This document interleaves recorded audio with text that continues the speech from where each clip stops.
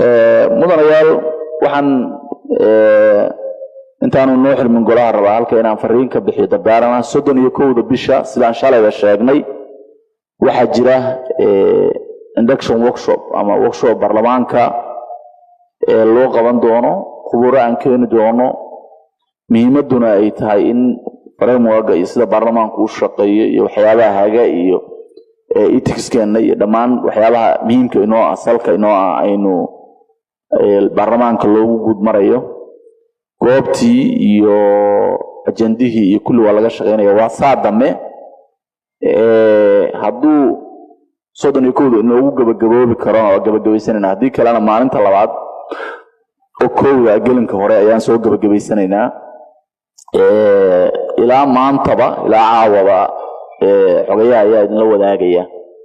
goobta iyo saacadaha iyo ajandaha iyo